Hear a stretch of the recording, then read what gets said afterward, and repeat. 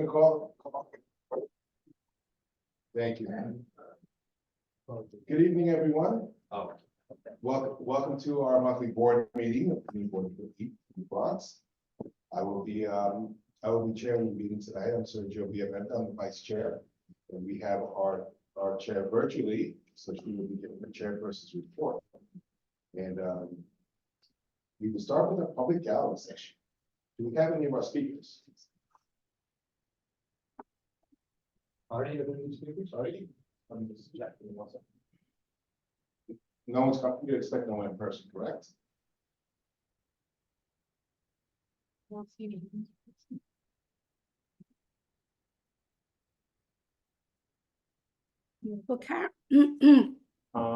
don't see. I see Karen Argenti.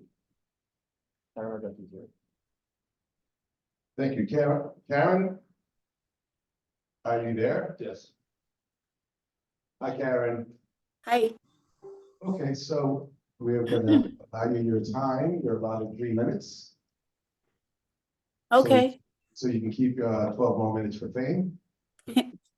Yes, And thank you. you're on. Okay. My name is Karen Argenti. I am speaking on, wait, this is the wrong one. Wait, let me get the right one. 1 second. No. Here it is. Okay. I'm from the Bronx Council for Environment Equality and will be speaking on 3 items before this board. All 3 concern a sliver of property known as the Old Putnam Railroad, but this part is from 230th to 225th Street in Community Board 8 and from 225th Street to the Harlem River in Community Board 7. The property is located west of the Major Deegan Expressway and adjacent to the Marble Hill houses and the 225th Street Target Shopping Center. We ask your support. You support the following committee resolutions. Land Use Committee is in favor of the Tibbetts Brook Daylighting Easement acquisition. 1, the New York City DEP proposal is to acquire a real property permanent easement within the Metro North properties in Bronx Community Board 7 and 8. This is the tail of the Tibbetts Brook Daylighting and Putnam Greenway and includes the construction of a pipeline to carry clean, fresh water to the Harlem River. We have been in favor of this. BCQ has been in favor of this, of the complete daylighting project, and this is the final step. Please vote for this. 2, although not part of that ULURP, nor connected to the pipe easement proposal, in the future, we urge the continued fight to expand parkland by connecting the Putnam Greenway to the Harlem River Greenway, creating additional recreational and open space opportunities for the Marble Hill neighborhood. And the 3rd point is the Environment Sanitation Committee has a resolution against a waste transfer station at the MTA Metro North property known as Metro North Bronx Yard North or something like that. The Metropolitan Transportation Authority has been making plans since 2009 for a waste transfer station on the same 6 to 8 acre Metro North property. Trash from Grand Central Terminal and the new Grand Central Madison from Long Island will be sent by train to be trucked out 16 trucks per day onto our streets. We just learned about these secret plans from one of our research interns. This area is adjacent to Marble Hill Housing, New York City Housing Authority, and impacts both 7 and 8 community boards. We want a presentation in the neighborhood so that we can ask questions publicly. The Bronx already has a waste transfer station on the Harlem River. We don't need more. Please vote in favor of this resolution. Thank you. I'm done. Thank you very much for that presentation, Karen, and we appreciate your work in the committees. All right, do we have Ms. Roxanne Delgado? Either in person or virtually? I don't see her. No, Roxanne going once. Roxanne going twice. Roxanne? No, you guys are too young to know that, so. Okay, sorry. Okay, moving on. Roxanne is not here. Okay, And I will hand it over to our fearless secretary for our roll call.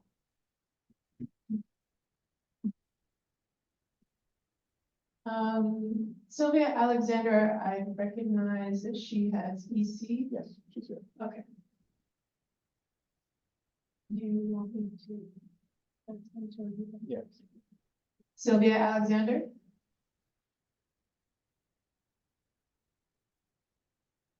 Here, Jillian Baez. Here. Constance Barnes Watson. Here. Abubakar Berry. Bob Bender. Here. Carol Blake. Kelly Buford. Present. Christopher Calhoun. Here. Sebastian Chalapi. Present. Lee Chong. Ingrid De Leon. Margaret Della, present. Robert Fanuzzi. Present. Nicholas Fazio. Here. Stephen Fruit. David Gelman. Present. Mary Ellen Gibbs. Present. Rosemary Ginty. Dr. Gomez. Edward Green. Emily Houseman. Rashida Hilliard. Here. Robert Jaklowski. Barbara Kale. Rabbi Kaplan. Here. Josh Land. Here. Elaine Lobos. Rita Proctor Lowe. Oscar Martinez. Charles Merdler. here, Theodore Morris.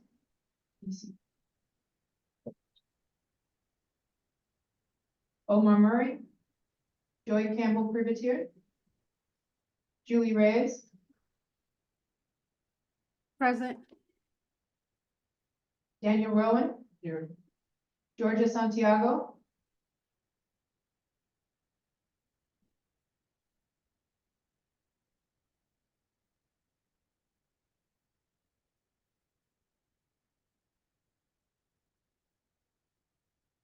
Georgia Santiago.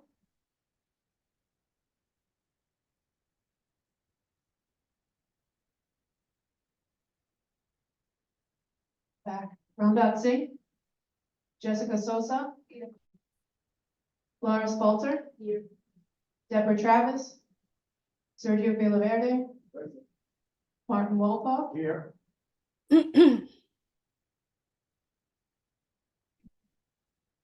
Joy Campbell Privateer.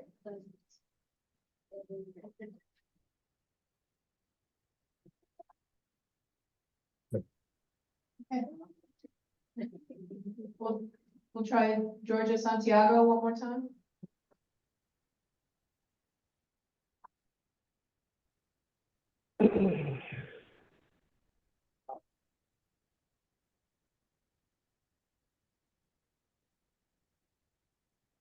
Margaret. No.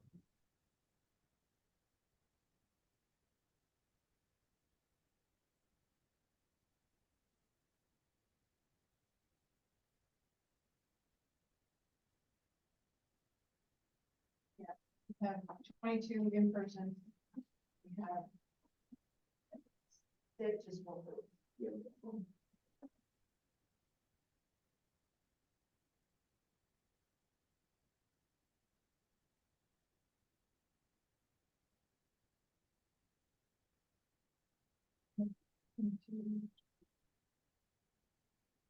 Secretary, do we have a quorum?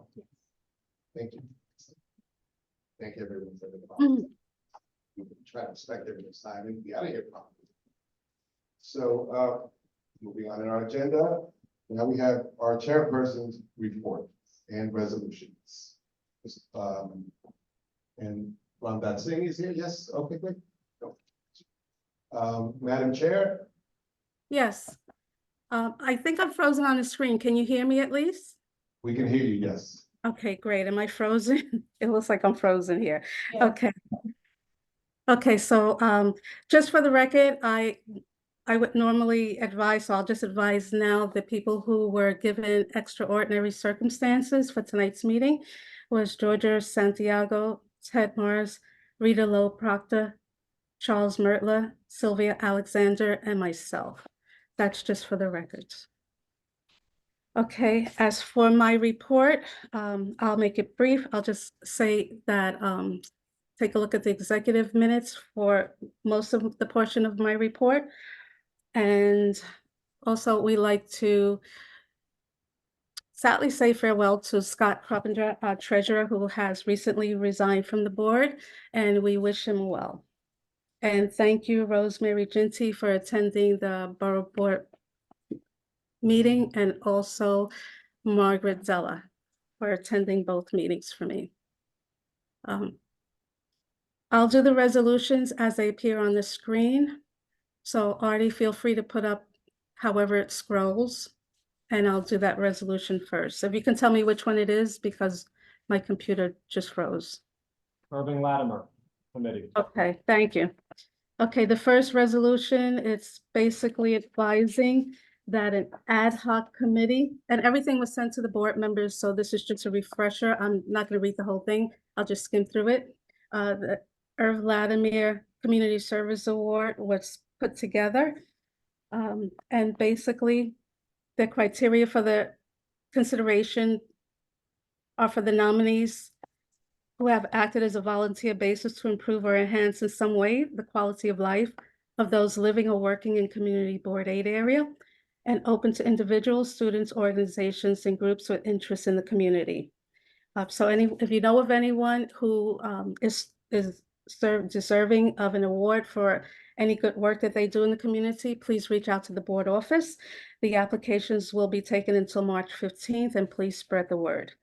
In the committee that I've put together, our community board members, Chris Calhoun, Sebastian Chitta Alapilli, and I'm sorry, I always mispronounce your name, Mary Ellen Gibbs, and Barbara Kale. The committee will form, they will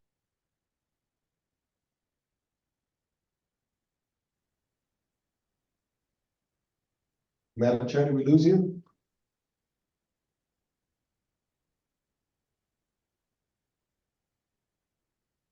Julie, may I take a second and log back in?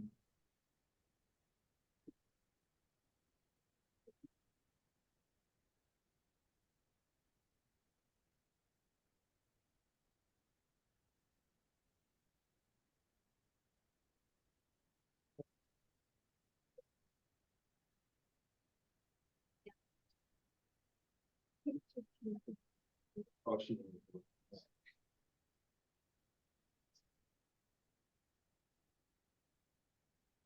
Let me know if she comes back in. Yeah.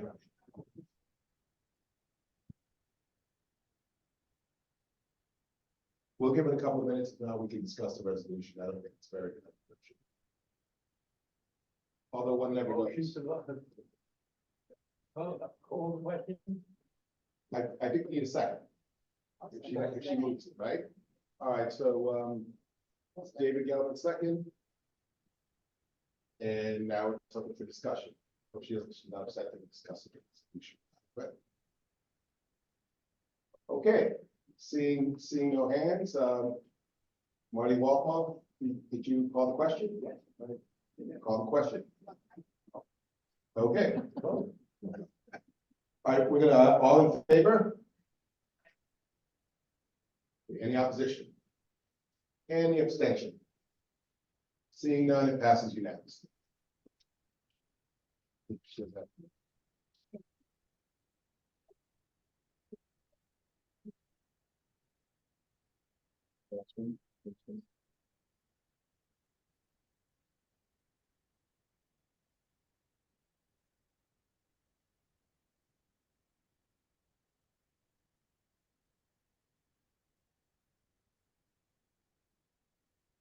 You should have all received these. Oh, one second, she just.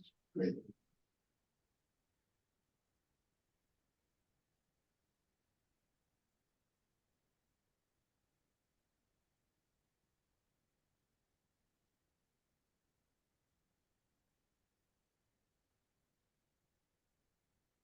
You reposted?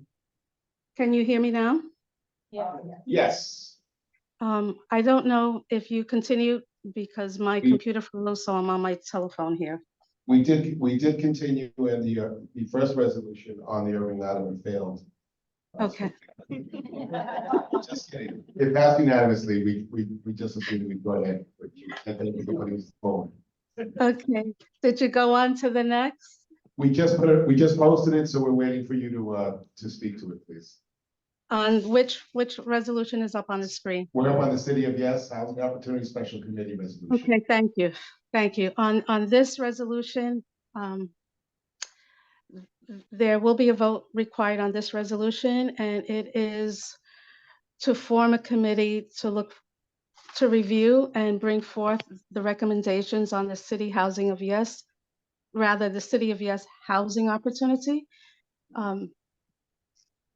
We figured we're trying to avoid a mass confusion and try to get everything into one committee and let them do the research and recommend to us on the next step.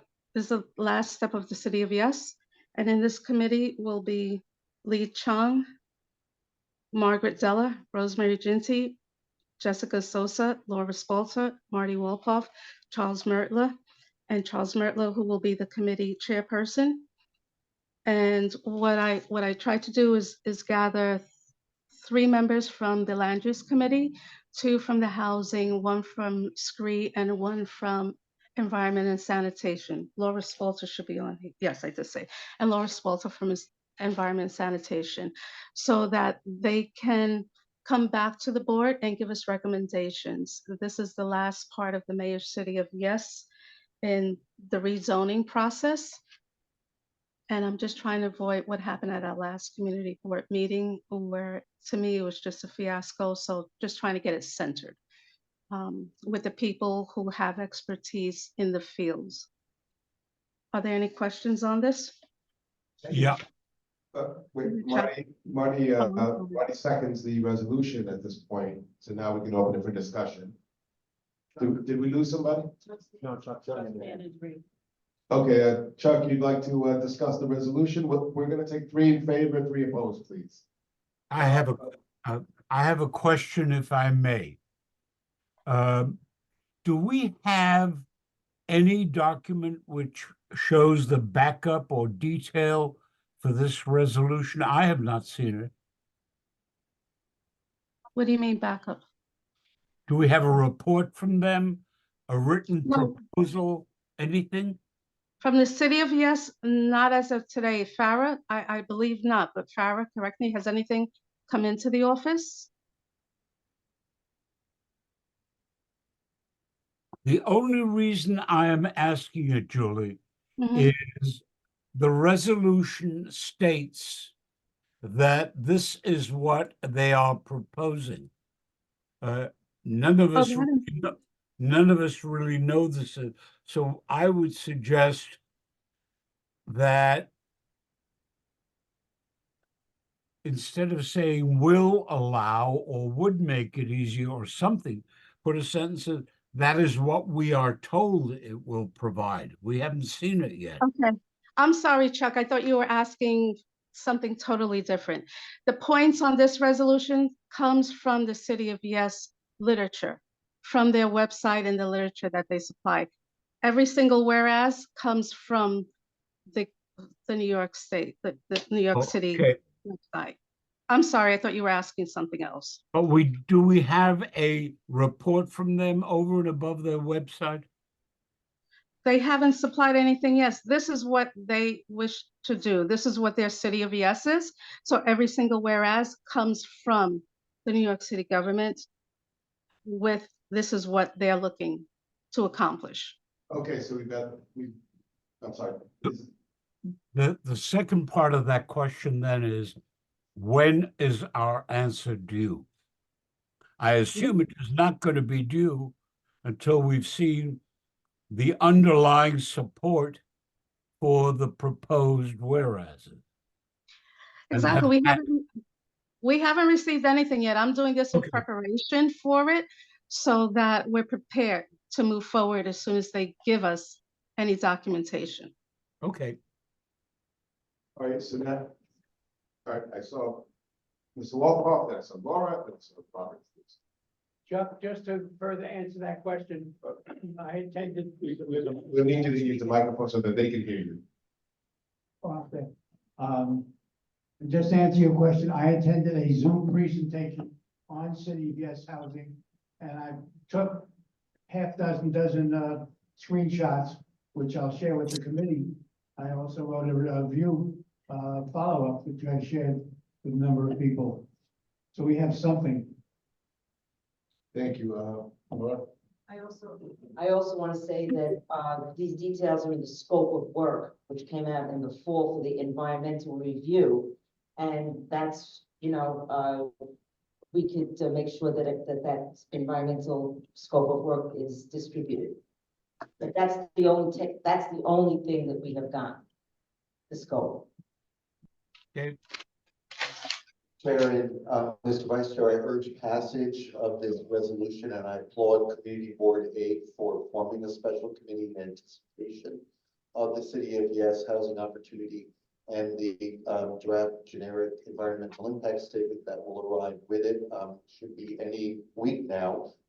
This is a thoroughgoing tearing up of all city zoning to allow increased housing development, and it will really be an all hands on deck situation for Community Board 8. It will be this will become a destination for many interested citizens to learn about the impact of this proposed zoning change on their community, and I urge anonymous adoption of this special committee.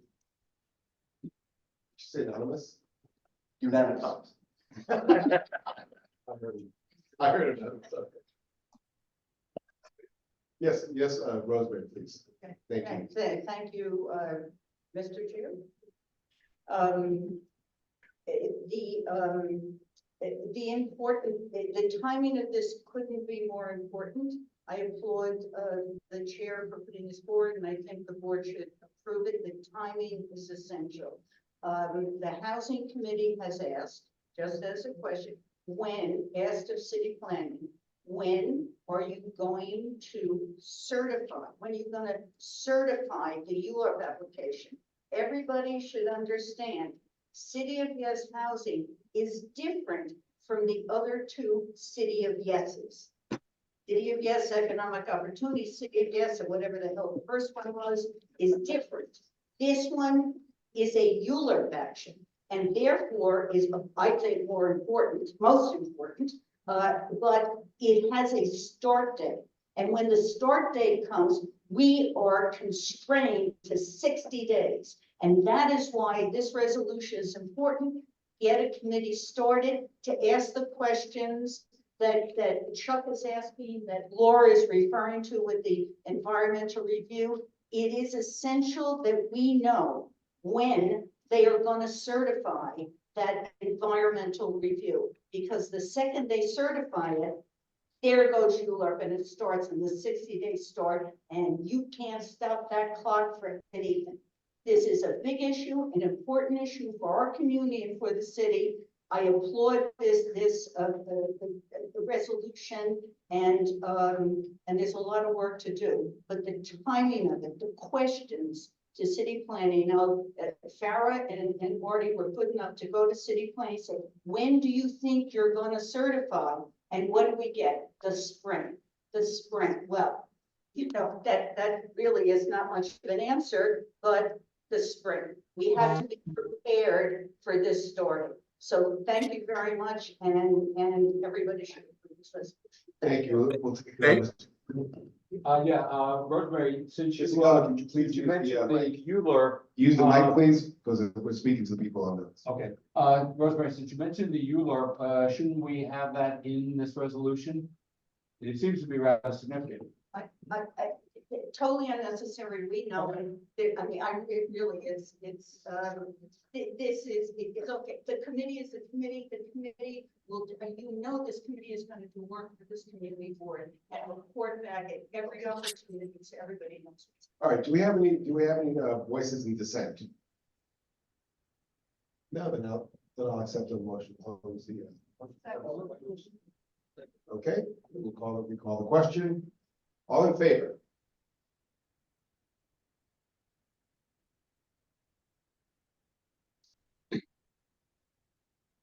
I will note for the record that Mr. Green is here, and Mr. Fruit is here. But please keep your hands up.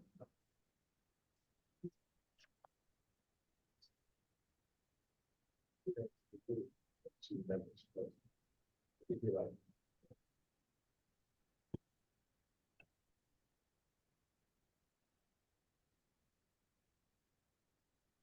Sergio.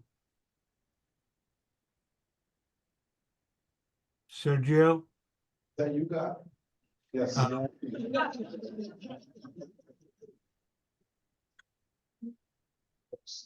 Justin. Sergio, you should know that the City Planning Commission has also released a proposal for the apparently the first test area, which is Gorodnik's former councilmanic Give me district. 1 second, Charles. I will let you make your point of information while we vote. Any nays? Any abstentions?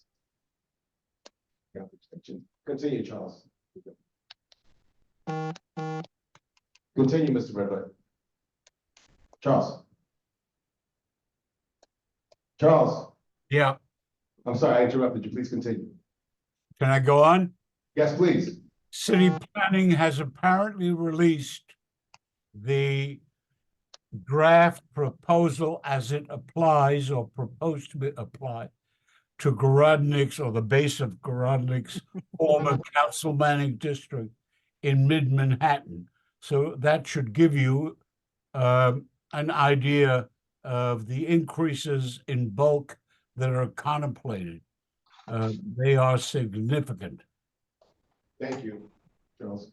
All right, and for information, the resolution, the vote of the resolution passes. The exact numbers will be in our minutes. Thank you very much. We do have, and Dr. Gomez has arrived, so you remember. And we do have another resolution, Julie, that you're going to speak to. Yes, the last resolution, everyone has received a copy. It's in regards to removing board member Abu Bakar Barry. Since September, we've made numerous attempts to contact Barry. We've had no communications with the board member. We've even sent a certified letter, emails, phone calls, and no response. So in accordance with Article 3, Section 4 of our bylaws, we may move forward to have the board member removed. And that's it. Is the resolution on the screen? No.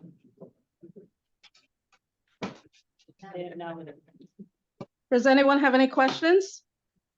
Well, is there a second to the resolution? Mary Ellen Gibbs. Move the question on the resolution. Is there all right, is there a second to the question? Any discussion first? Second to move, we do have discussion, so let's hold on. This is a serious thing. Well, Do we know, the question was, do we know if the person's well? And then I'll leave it to Madam Chair as she's presenting. Excuse me? Do we know if the person is well? No, I reached out to the council member who suggested that Barry come on to the board. I posed that same question myself. We have no idea. But since August, if he's not well, I hope his family or friends or somebody, his job, somebody would have checked and did a wellness check. But we have, and it's been quite a few months since we're trying to make contact. It's not as if this just happened. It's since September of 2023. Okay, any other discussion? Mr. Chair, I move the resolution. So we have moved and Mary Ellen seconds, okay? So back, all right. Is there anyone abstaining? Anyone opposed to the resolution? Passes unanimously.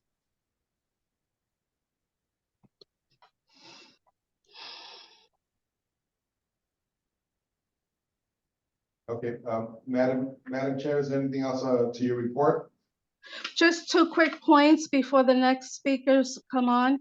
I just wanted to wish those who are not renewing well for the board, and two members who said that it was okay for me to say that they're not renewing is Jillian Baez and Bob Fanuzzi. And thank you, Jillian, for your short time here and for your wonderful interns that you afforded the community board, and we wish you well and look forward to seeing you again. And Bob Fanuzzi, who many of you know, has been a past chairperson of the board, vice chair, chairperson of several committees, and has done a ton of land use work with the land use committee. Thank you, Bob, for everything you've done through the years for the board and for me personally. Thank you. And that's it for my report.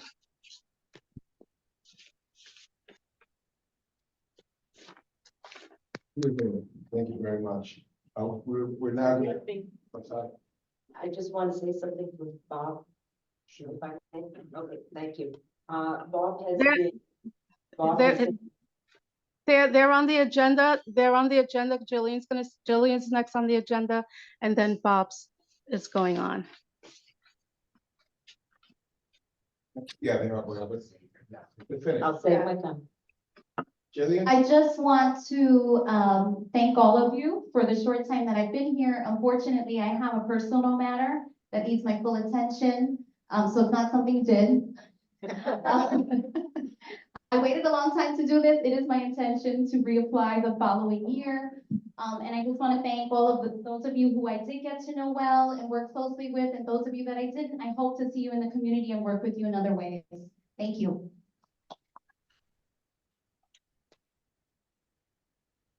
So, thank you for this space and time to say goodbye to everybody. There are reasons why people leave boards, and they are a family, they are a job.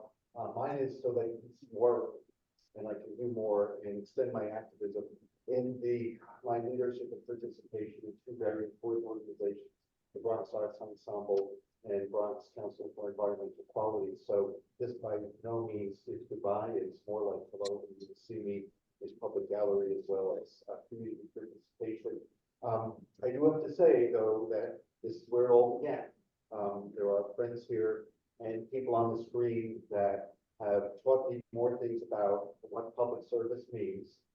This is where you fall in love with public service. I still marvel at the capacity that the city of New York, through its charter, and I can tell you the items in the charter that empower us to make meaningful decisions and have democratic discussion about the future of our community. That is still a marvelous and awe-inspiring power and privilege that we are giving. And I urge everyone to grasp that and to fall in love with public service and the sacrifices that we must make to perform at this high level. So to incoming board members, I'd say please take opportunity for leadership. One of the most exciting things that I have done as I step back from leadership here is to promote and encourage new leadership. To those who have been leaders for quite a long time, all I'm going to say is it feels good to let go.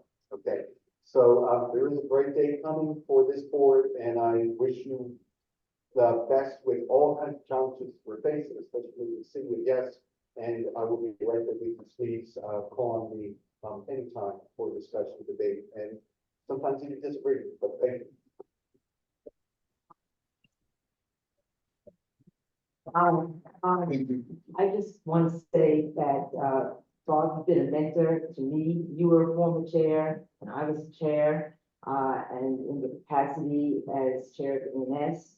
And I just want to say that I met Bob about 20 years ago, and I was invited to speak at a civic event, and he was there. And afterwards, we were speaking and chatting, and I said to him, "You should join the community board." And he did. And he has never let me forget it when there's a bump in the road that I got him into this and I, recruited him. So anyway, you've been a great friend, and we'll continue to work together. Yes. Bob, then. Bob and I joined the community board the same year. we were young and naive, and now we're older and still naive. I want to thank Bob for all the service that he's given to the community board. Anybody who's been a chair or even a vice chair knows the enormous amount of work that a chair does. And I'm sure Julie is saying quietly to herself, damn right. It's a tremendous contribution of time and effort and energy to do that. And Bob was a chair for 3 years, and a very good one. As Bob said, he's also involved with the Bronx Council for Environmental Quality and the Bronx Arts Ensemble. And I know in his work at BCEQ, he has been a champion of the Daylighting Project, which is a hugely important project in this community, and frankly, citywide, for various reasons that we've spoken about often over the years. And I know now he's a real champion of trying to get public access to some of the area that's controlled by MTA, so that we not only get the water down into the Harlem River, but we can bring people down there as well. So again, I salute you, Bob, for all of your service, all of your hard work. Thank you very much. And yes, I certainly hope we do continue to see you around quite a bit. And Rosemary, please. Thank you. Thank you very much.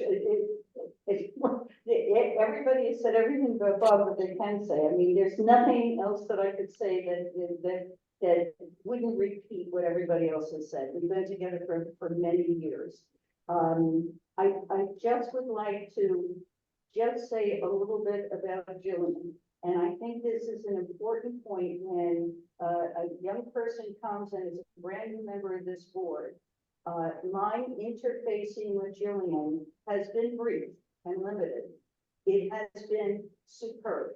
She is smart. She is intelligent. She's thoughtful. She works hard. She pitches in. I have to tell you, in that short period of time, this is exactly the community board member we want. So I look around the table, and those who are first years or second years, you don't have to be here old cockers like us, okay? You're not, but pitch in, do the work, and do what's important for this community board. Jillian Baez was a total example of that, and I'm gonna miss her terribly. It just, I think we deserve to say something about the first year meeting as well as the, Thank you very much. Very nice. And as a personal token from me, on the 110th anniversary of the Girl Scouts, consider it a departing gift. Like a game show contestant with a parting gift, yes. So that was from the heart. But thank you, you know, everything has been said, but not everybody has said it. So I do want to echo, you know, the thanks of this community board, my personal thanks to both of you for the hard work you've done. Certainly, Bob, you know, you've also been a mentor to me, and I've always appreciated that. Thank you very much. And I would also thank Madam Chair Julie Reyes for first promoting me in the committee role. She's one who did that, and I'll always be thankful for this incredible experience. Thank you. Here, here. Thank you, Bob. And thank you, Jillian. The two of you. Wish you well. Okay. Report from the Borough President's Office. Alexis, we have on the Zoom. Alexis, the floor is yours for, what is it, 90 seconds? Well, let me get started. Good evening, everyone. Thank you for the time here. The borough president recently hosted a My Sister's Keeper D8 professional luncheon, which was a great success. So if you know any students that are interested in, participating in My Sister's Keeper or My Brother's Keeper, please have them reach out to our office, as our education unit is actively working on recruiting more students. I also wanted to just say two things. First, I wanted to say to our CB8 members who are not reapplying, your last day will be March 31st. And I want to just say thank you for your time and your dedication to this board and to your community. Also, if anyone has any questions as far as applications go, or if we received your reappointment applications, please feel free to reach out to me. And that's all that I have. I think that's under the 90 seconds, so thank you. Alexis, you're the best. You're gonna be wrap up the year. You keep that up. Thank you very much. Next, we have the mayor's office. Alina. Yes, hi everyone. I don't know if I'm going to be able to beat that. I'm nervous now. Hi, good evening. I'm Alina Dow. I'm the Bronx Borough Director for the Mayor's Community Affairs. Nice to see you all.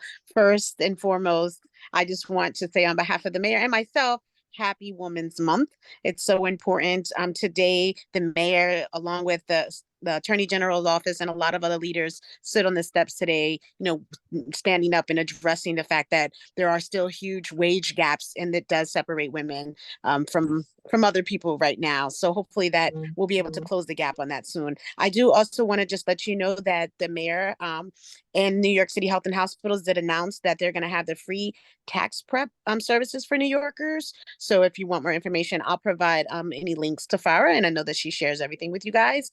And the 15th, which is Friday, is the last day to apply for the kids to apply for summer youth, and for you to apply for any from Department of Finance, any exemptions, whether you're a senior or you're disabled or you're clergy, or you're an owner of any property, to file for your exemptions. I always say that I'm available. I make myself available to all of you guys.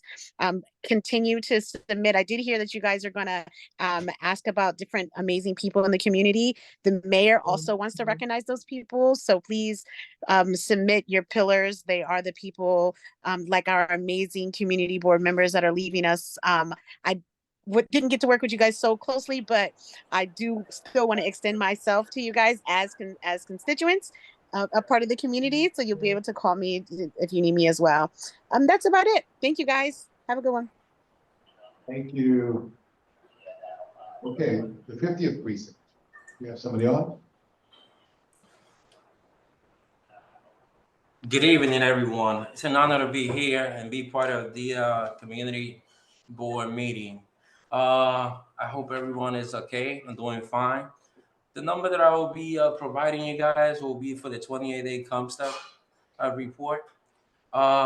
We actually spiking on robberies. We have 12 versus 6. So we up 100%, even though last week we only have 2. Another category that we spiking a lot is grand larceny. In Sector Charlie, we have a pattern of airbags. We have a group of 3 young kids just walking around with backpacks, stealing airbags, mostly from Honda CRV. So if you see anything suspicious, please dial 911. Do not confront them. Do not leave your house. Just dial 911. Another crime that we spiking a lot as well is grand larceny of auto, GLA. We have 36 versus 20. That's 80% increase. With GLA, we spiking in Sector Adam. We've been conducting checkpoint in that area. We've been conducting checkpoint, high visibility. The midnight platoon is always out there driving with the lights on. So if you see them out there, don't think anything out of the ordinary. It's just for high visibility. Last week, I was in Sector Charlie by Cedric Ave and Stevenson Place. I conducted a checkpoint for over an hour and 15 minutes out there, just making sure that everyone has their document up to date. And also targeting Kias and Honda CRV. These are the most stolen vehicles in the 5.0 and citywide. So just like many of you might know about the incident yesterday, the fire, 36 Marble Hill Avenue.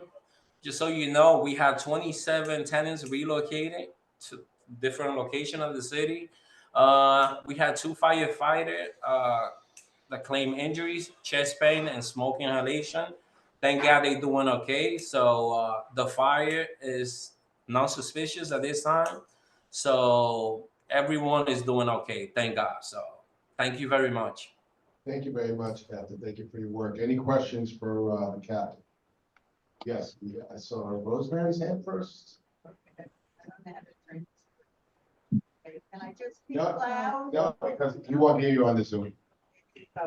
Just a question for the officer. The news, I'm trying to think what news it was on, CNN or New York One or something. Said that the cause of the fire was one of those ion lithium batteries. Are you aware of that, or was the news correct, or what's the state of the cause of the fire, to the extent you know? Okay, thank you. Is that a question? Hold on a second. Captain, did you hear the question? Yes, actually, I responded to the fire. I personally spoke to fire marshal and I asked a question.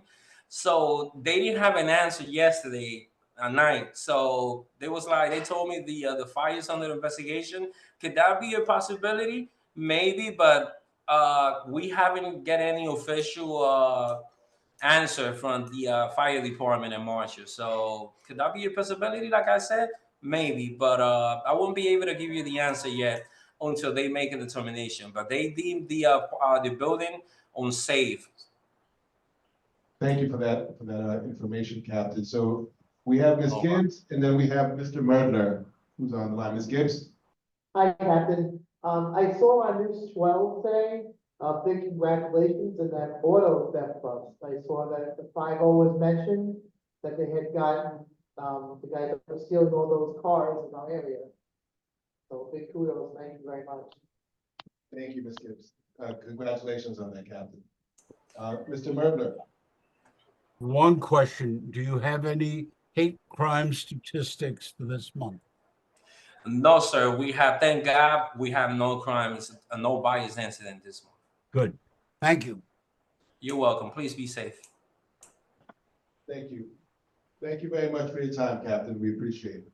Not a problem. Just so you know, I'll be heading to Sector Adam to conduct a checkpoint today right now. And I will be in Sector Charlie just driving around with the lights on. So if you see me, feel free to reach out, approach me, and we could have a conversation. Well, Captain, we don't really know what Sector Adams and Charlie is. No, I'm sorry. I apologize. Sector Adam is just basically the Bailey Avenue all the way to Reservoir Avenue and Cedric, all the way down there. And Sector Charlie is Bancolan Park all the way to the Henry Hudson. So most people actually target that area because it's desolated, dark at night. But just so you know, we'll be out there. Thank you very much. Okay. No problem. Now that we know that, we have our one of our council members present, Councilmember Dinowitz. Good evening. Good Hope you're all evening. doing well tonight. Happy Women's History Month. Laura, when you were speaking that you said you know Bob for 20 years, I think I've known Bob for like 35 years. So far back, I can't remember when he and I used to live in Tibbet Towers. So Bob, Jillian, really sorry to see you go. You both really brought something special to the board. Bob, I remember driving home with you after land use meetings, and sometimes the best education you get are those side conversations you have, and just in a couple rides home, I think it was about the Hebrew home, you're just telling me a lot of great information, a lot of stuff I picked up from you along the way. But I'm glad I get to keep working with you in your role, BCQ and Bronx Arts Ensemble. So I feel like I'm the lucky one here. There's a lot of work that we're doing. I will go through it pretty quickly. First, a few months back, the community board unanimously supported the school siting on Broadway for the new elementary school. That came before the city council last week. So taking your guidance, we voted in support of that school siting. And so throughout, there will be conversations with SCA about what the next steps are. It is our budget, it's budget season. We're sending out emails. There's lots of stuff in the news. We are trying very hard to push to ensure things get the proper funding they deserve, including our libraries and cultural organizations. But I encourage you to tune into the hearings, to submit testimony. If you're able, come down to City Hall and testify. The calendar is online, it's public, it's on Legistar, and I'll be sending out updates in my email newsletter. A few pieces of legislation I want to mention first that I reintroduced. It's about rapid response centers, and I'm bringing up this legislation because it's related to the fire. After a fire, people are displaced. The Red Cross helps them find a little food and a place to stay, but not clothing and things to get on with their lives for the next day. So I have a bill that will create a response center where they can store things like clothing and hygiene products, so that in the case that someone's displaced, they could just go straight there, or the city can get clothing and things like that from these rapid response centers. I actually, very proud, I passed a bill last month. We have a new session that started. I passed a bill. It really, in CBA, it really only impacts Cannon Heights.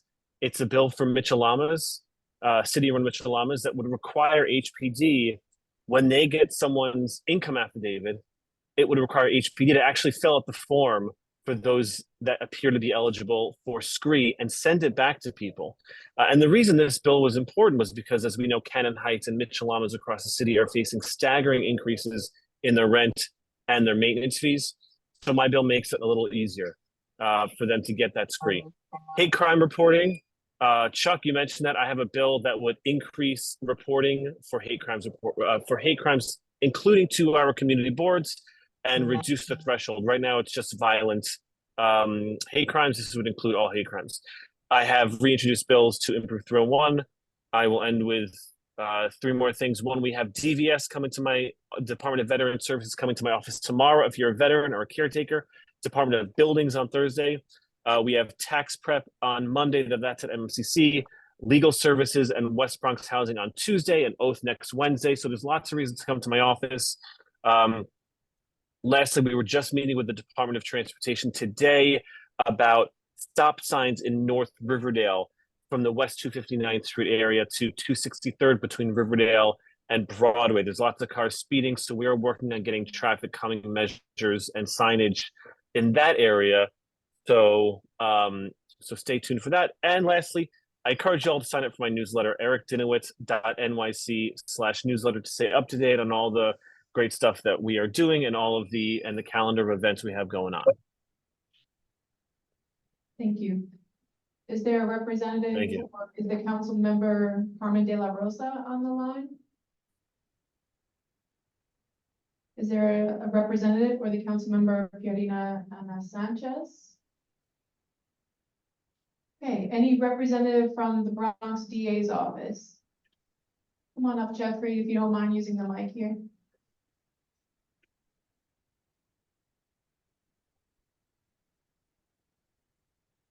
Hello, everyone. So my name is Jeffrey Pena. I'm here from the Bronx District Attorney's Office. I'm just here to speak about a few events that we're having coming up. So we have our 3rd annual prom dress and suit drive. So again, we have received a lot of prom dresses, shoes, mostly dresses and shoes. We do not have suits. We have 1 suit and 2 men's shirts. So where you really do need some more of those suits for the young men. We also have a crime victims tribute coming up on April 25th, 2024, from 6 to 8 p.m. So we will have some remarks from the DA, as well as a few, so some food, some flowers, a few survivors will be talking about their stories. And we also have Law Day coming up. So if you have any high school students that are interested in pursuing a career in the law, we will have some speakers for that as well. I believe the date for that is April 17th. So I have some flyers out here in person, and I will also email the flyers to the community board. Thank you very much.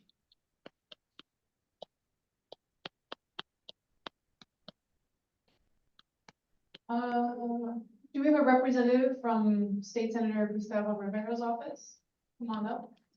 Brent, and just a reminder to representatives, you have 1 minute.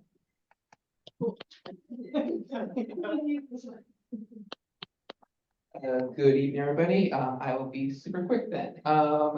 So, a couple few session updates. We passed a series of bills to address prescription drug affordability. 3 of them were Senator Rivera's bills.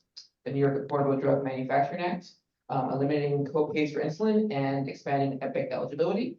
They passed the Senate but they still need to pass the Assembly, so the governor can sign them into law. So I encourage you to let your representative know.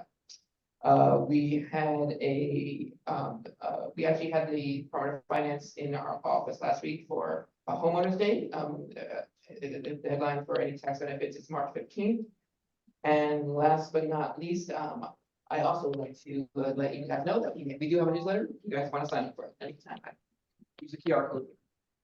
Thank you. Representative from State Senator Robert Jackson's office.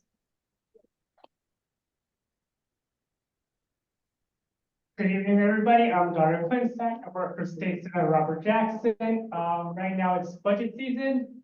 Obviously, everybody wants a lot of items. Sadly, the governor doesn't always agree with the legislature, so we're fighting on that. The senator was lucky and advocated a lot for those that are in tier 6. I don't think there are a lot of people here that qualify for tier 6, but if you do, be thankful. If you have relatives that are in public service with the state and they're in tier 6, they might get better advantages and better retirement plans going down the road. Foundation aid study is going to be probably $1 million because the governor and the city don't agree on the foundation aid formula. That's for schools. And also the senator is working on a bill to require traffic studies whenever a school gets opened, which for some of you guys might be important. But we'll keep you updated once the budget is passed. Thank you. Thank you very, very much. Right on time.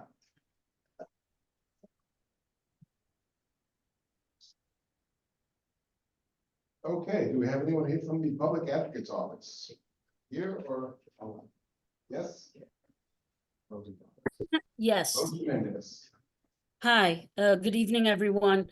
The Public Advocate has released a report on the asylum seekers. It reviews everything the city has done from all parts of government, whether it was the city council, the mayor, or our office during the past 2 years. And then it has a list of recommendations at the end of the report. He's reintroduced 25 bills from 25 proposed local laws from the last session and 4 resolutions from the last session, including a bill that was co-introduced with Councilmember Dinowitz on 311 calls and having the ability to videotape, to provide it through virtual video on some of these complaints. Just want to remind folks that the Public Advocate is on News 12, the 4th Monday of the month, and he'll be there. You can call in and ask questions on March 25th from 7 to 7:30. Thank you. Thank you. Is there a representative from Assembly Member De Los Santos? A representative from Assembly Member Alvarez? And Assembly Member Jeffrey Dinowitz? Anyone from Assembly Member Dinowitz's office? Okay, great. Next, we have a guest speaker, Alex Kidd, the Director of Education Engagement from New York City Conflicts of Interest Board. Hi, where do you want me to stand? Just out of courtesy to our friends online. Right there, by that small speaker. By this, like this, facing this way? Come a little, come towards me. Okay. One. Now you're good, Right here? Yes. Okay, friends, I was asked to come out and give you a little review on the conflict of interest law. Now, this community board, you've had this training a number of times in the past. I know that there's been a little bit of interest in just elaborating what the board has to say about what you can say at board meetings in terms of lobbying or elections and things like that. So I'm going to repackage the law, the discussion in a way that we haven't done before, but we're basically talking about the same old stuff because nothing has changed since the last time we talked. So this is just gonna be a reminder. Let's get the very basic stuff out of the way and then I'll do the repackaging. Okay, the conflict of interest board is who I work for. Somebody's typing in like a bomb code. Okay, thanks. All right, so the conflict of interest board are the people who enforce and interpret the law. When are you gonna call us? No, well, yes. When you have an allegation, when you think that maybe someone has violated the law, you can call that in as a confidential question or a confidential allegation. We call it a complaint. However, I think the way community board members use us most of the time is to help themselves comply with the law. We'll give you advice 9 to 5, Monday through Friday. Just call us up or email us anytime on our website. Most of our work for all public servants, but including community board members, is on the advice side. It's not on the enforcement side, and that's good. So just call us early, call us often, we'll give you the advice. Now, when you are faced with a conflict of interest and something comes up for discussion and vote, I always talk about the 3 Ds. This is a quick, see if you remember, you were listening from last time. What are the 3 Ds? Disclose, good. What's the next one? Discuss, bring to discuss, and then disclose, discuss, do not vote. Very good. Download? No. Can I get you? Hello? Sylvia, please mute yourself. Okay, so disclose, discuss, do not vote. Now, let's talk about talking about stuff. On community boards, your ability to participate in the discussion is very broad, but it's contingent upon a couple of conditions. One of them is that if you have a conflict of interest and you want to participate in the discussion, you've got to disclose. So that's the first one. If you face a conflict of interest because the vote is either going to mean a direct financial benefit or mitigation of loss to your interest or your associate's interest or your client or your business, etc., then you're going to disclose and then you are free to discuss. The other condition that has to be met is that you are talking about something board related. That's another big one. So you either don't have a conflict of interest, or if you do, you have to disclose it, and then it's got to be board business. So now that and then basically you're always free to discuss. If it's board business and if you disclose your conflict, you're good to go. Now there's one small subsection where you might be precluded for participating in the discussion, and it is the following rare circumstance. Let's say, hypothetically, I was on a community board and I also was some sort of provider of services within the community board district. And the thing that I provide is so good and so efficient and so perfect for what this community board's needs is that the community board wants to throw money at my business to make this thing happen. So now the community board is considering paying my company, the board member's company, to provide services for whatever, a block party, legal services, research, whatever it is. At that discussion where I am the potential vendor of services to my own community board, I am not going to participate in discussions because I'm the vendor in question. They're going to talk about my business and I'm not going to be able to participate in discussions. That doesn't happen very often though, so it's not worth spending too much time on.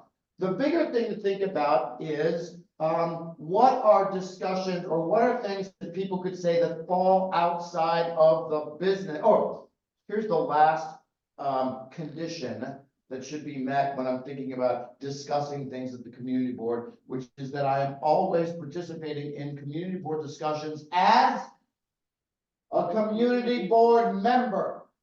So for example, if I have a client, let's say I was an architect and I sit on the community board, and now my client comes in and they need let's say whatever, they're going to need a zoning variance, for example. That client is not going to be able to use me to represent him before the community board because that would require me to take off my community board hat and then run back in and say, oh, think about me completely different. Now I'm the representative of this client. That cannot happen. I talk on the community board as a community board member always. Okay, so now let's talk about people endorsing political candidates because that's one of the easiest ones. That is simply not within under the aegis of what a public service agency does. We don't give endorsements. City agencies don't endorse, city employees don't use their official city titles to endorse or city letterhead or anything like that. And certainly that means that at a community board meeting, I as a community board member would not go, hey, we should throw the bum out, or we should re-elect this person, or we should elect this person running against this person. That falls outside of what the duty of the community board is. That's political activity, and it's just not something a city agency should be engaged in. No city time, no city resources. We've had cases over the years on these kinds of things, and I could regale you with the story. Sometimes they're small, sometimes they're big. This is a legendary case. This is going back for those of you who are fans of history. I won't talk about his name because he paid his fine and everything, but there was a very high level person at the Department of Corrections many years ago. It's not the one you're thinking of, probably. And he got involved in trying to get a certain person reelected for governor, going way back. Like not even in the aughts, like before that. And in order to show this campaign that he was particularly useful to them, he started asking corrections officers to volunteer to be poll watchers for this campaign. Some of it was also on the clock, it was with corrections vans. So you can imagine these are all misuses of resources, misuse of office. And then because what happens is when people get away with a little thing, then they forget where the goalpost is and they move it and they start doing other stuff. That particular gentleman noticed one day that his house needed remodeling, and so he asked some of the same corrections officers to remodel his house for free on the weekends. Oh, you know who I was talking about? Yeah, okay. So in any case, I was an assistant deputy warden, very high up in the corrections department. In any case, that ended up being prosecuted by the Bronx DA as a criminal case. That's not important for us today. What's important for us to remember is that whatever resources, whatever time, and whatever statements we make on the community board are not political activity. We've got to keep that separate. Now, Marty, I don't know if this is maybe a question that we want to just explore a tiny bit.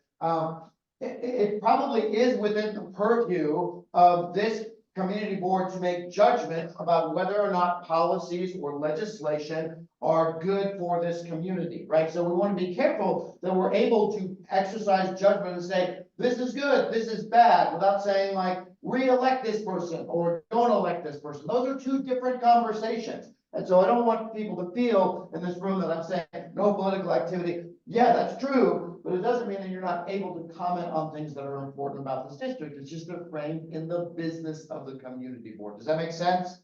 Okay.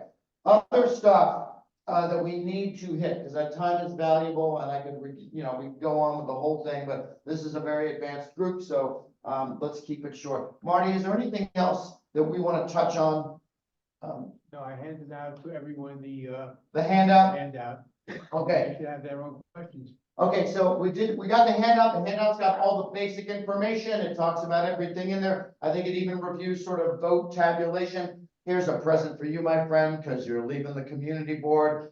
This is going to be no surprise to you, I'm sure. There is, once I leave a city agency like CB8, there is a thing called in government a revolving door restriction. And what the revolving door restriction says is that once I leave a city agency and I go to the private sector, as it seems like you are doing, then for 1 year, I'm precluded from making a compensated communication before my former agency served. So that would mean, let's say if I was, again, that architect, I leave the community board, I've got an architecture practice in this district, I can't represent clients before this community board for 1 year for compensation. Now, we go to public events all the time, community board members show up at these events, and maybe it's an event hosted, whatever. So there may be times when you want to reach out to us for advice to see how a 1 year ban thinks about hosting an event versus soliciting a community board for a specific thing, right? Because obviously your arts organizations may host events where the public comes, right? So you want to be careful how you define what an appearance is, but that's a legal advice question. Yeah. Volunteer. in my capacity, I'm non-compensated. And forget everything I said, because it very clearly says compensated communications, not volunteer communications or communication, whatever, personal communications. So, yeah, you want to come back tomorrow and tell everybody in this room, life insurance, you could do that too, because you're not asking them to make a community board judgment, you're asking them to make a personal judgment about their finances. So even though you're compensated on that side, it's for a unofficial thing on this side, so it's a different thing, but same thing. For your thing, it's volunteer, so it would not be covered. Okay, yes, sir. When there's an issue of public policy that the board weighs in on, as you referenced a moment ago? Yeah. Is there a problem once that actually goes on a ballot? Is there a problem once it goes on a ballot? Like a referendum or a charter amendment? Okay, so the conflict of interest law has a very narrow definition of what political activities are. And they're basically activities that fall under the interpretation of partisan electioneering. Right, so ballot initiatives, there's nobody running for office against another person. And so I don't think that it's even within the political restrictions considerations under chapter 68 for that reason, sort of dodging out of it. Yeah. But when issue on the ballot was term limits for the board, we were forbidden by the law office from making any comment relative to that. Now, that also falls outside of the law, which I have any authority to talk about whatsoever. I know, I'm aware that something came from the law department. Correct. But it didn't come from the conflict of interest board, so I can't even have an official opinion on it. Maybe after this, but. It's very important. The division was before it was adopted by the Charter Revision Commission, we could have any position we want. We could vote on anything. Yeah. When it's okay. Once it went on the ballot, Corporation Council said community board is not allowed to talk about it because now it's on the ballot and you're talking about something that people are going to vote on. Before that, when it's just before the commission, could it be this? Could it be that? You're open. Go ahead and say anything you want. But once Charter Revision puts it on the ballot, the gate comes down. We weren't allowed to do. Corporation Council, not you guys. Okay, far from me for me to second guess Corporation Council, but it doesn't fall within chapter 68. Does that make? It does make sense in terms of the logic there, but again, that interpretation and that body of law that was consulted falls outside of anything the conflict of interest board has any power to interpret. Other things. No, shut up. Is that, okay, so here's the thing. The handout has got basically everything that we would have covered in the regular old class. If it brings questions to mind, or if you need a refresher on like, hey, I'm on the board of a not-for-profit, I'm not sure if I need to use the 3Ds on this thing, we're there for you. Those questions come up all day, every day. We've got attorneys on call right away that can help you with it. So don't sweat over this stuff. Just please, please, please call us for advice when? Before you do the thing. Because if I call for advice about a law I already broke, that's not advice, that's a confession. Right? So we want to talk before that happens. And I'm very happy to say that is mostly what happens, right? We're doing prevention, we're doing it for you, and so all you gotta do is call us, okay? So I'll leave it at that. Thank you very much.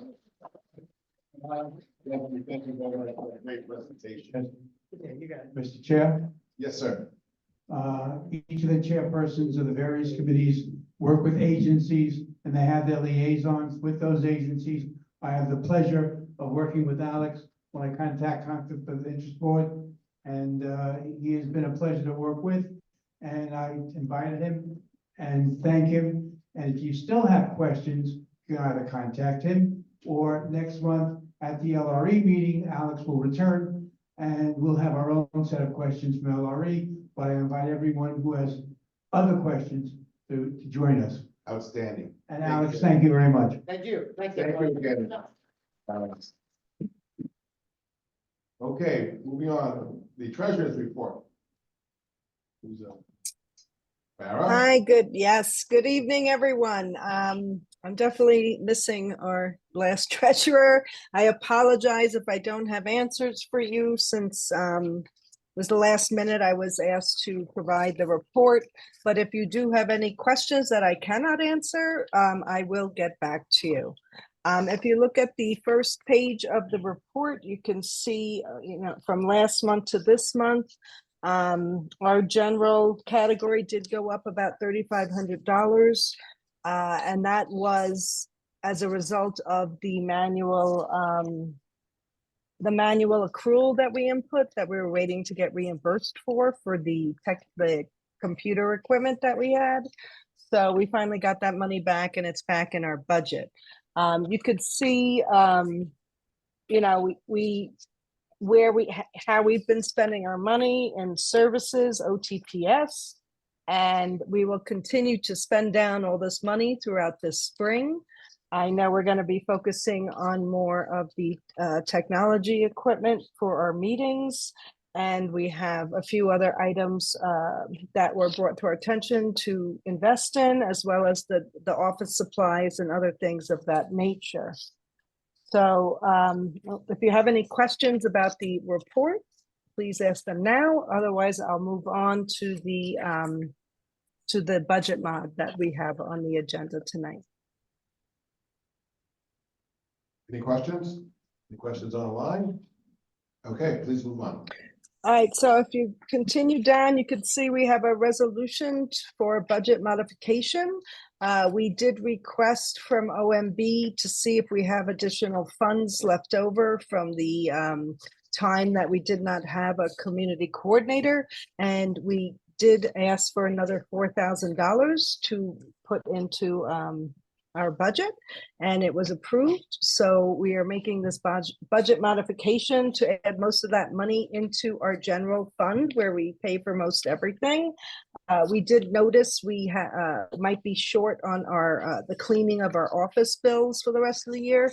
So we added some money into that as well. So we put $3,000 into the general, wait, hold on, I'm looking here, into our Code 100 supplies, and the other $1,000 into our cleaning line, which is line 624 code. So if you can read and see the resolution, it says, whereas the Office of Management and Budget confirmed funds are available to transfer from PS to OTPS due to the board's extended period without a community coordinator. Whereas to support the work of the board, a budget mod for FY24 has been prepared and is below. Be it resolved, does Community Board 8 approve this modification in order to further and support the work of the Community Board Office? Thank you. We'll take somebody making a motion for this because that's to be a member. All right, Margaret makes a motion, second by Bob Bender. Okay, any discussion? All right, we call the question. Great. Yes, Steve, thank you.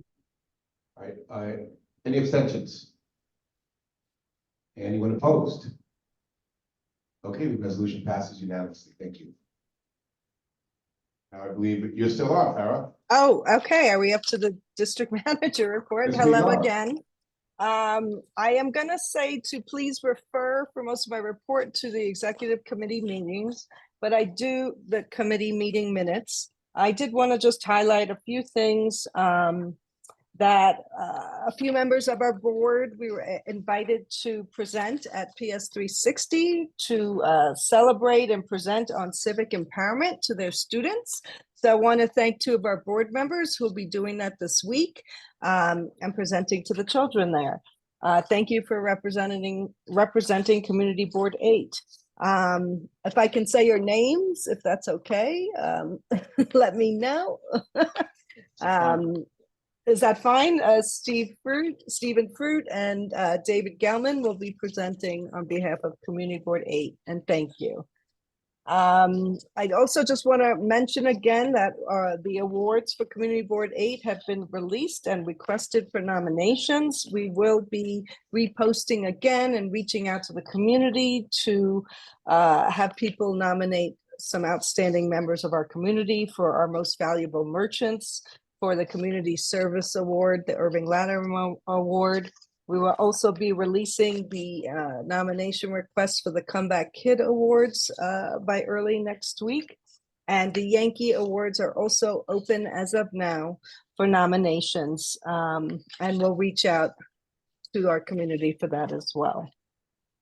And then lastly, I just want to give a special thanks to Community Coordinator Artie Malzou for really holding down the fort today. He set up the meeting for everyone. He did this all by himself. He's in the office alone this week. He's been handling it beautifully. So I just want to thank him for that. And also, if you hear a new voice on the phone, we have a lovely new intern, Jalen. She's been answering phones for us, helping out at the office. She'll be helping out the housing committee on whatever it is that they request of her to do. And I just want to thank her for always being so lovely and helping us out at this time. She'll be helping out at all of our board meetings as well. So thank you very much and have a great evening. Thank you, Farah. Much appreciated. Now we move on to the agenda. As was announced earlier, we had our treasurer, Scott Robbins, to resign. It was for a good reason, so I'll leave it at that, but nothing bad in case anyone was worried, as I was initially. So tonight we are going to have the election of the treasurer. So we will be taking nominations from the floor. But not yet. So once we have nominations, the nomination will be seconded, accepted, and then at some point someone will make a motion to close nominations, and then we will vote.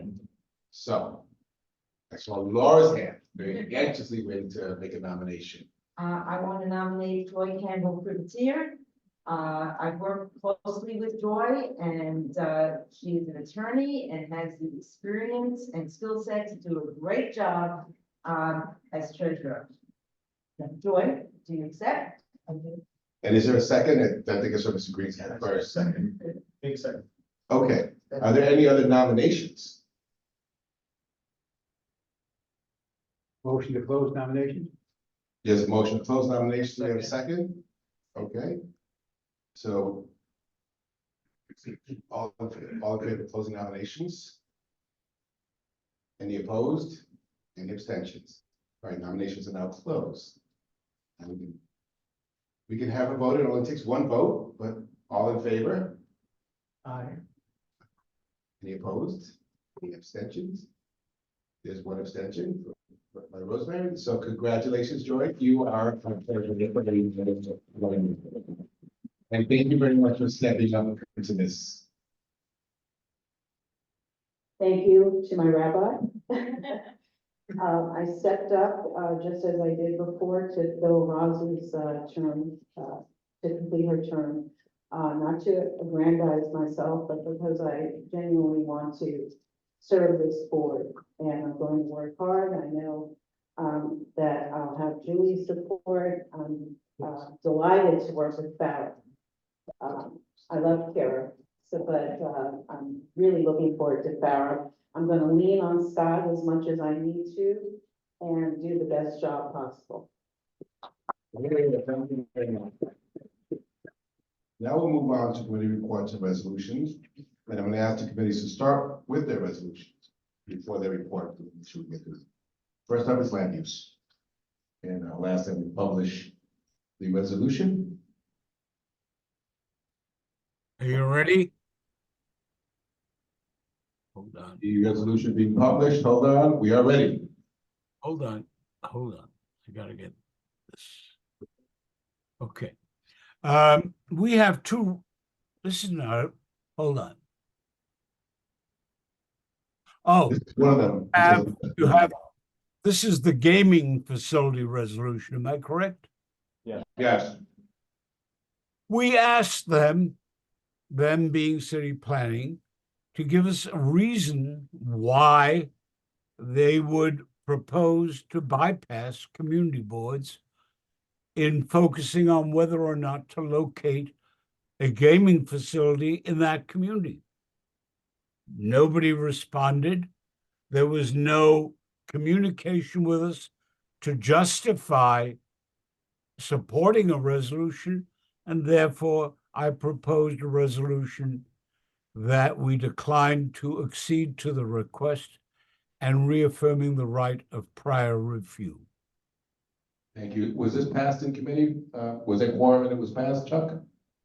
I'm sorry, the sound is just terrible, so I apologize. This is coming out of the committee. It's already passed by the committee. Correct. Correct, so it does not require a second. This Okay, was weeks ago. I'd forgotten the damn thing already. okay. Any discussion on the resolution? Okay. Then let's move the question. Any abstentions? One abstention, Nicholas Fazio. Any opposition?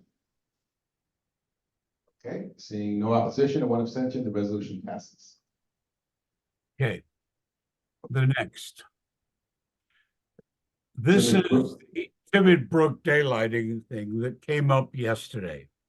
We had presentations, really thorough ones from DEP and the various consultants it had. The issue was very well discussed.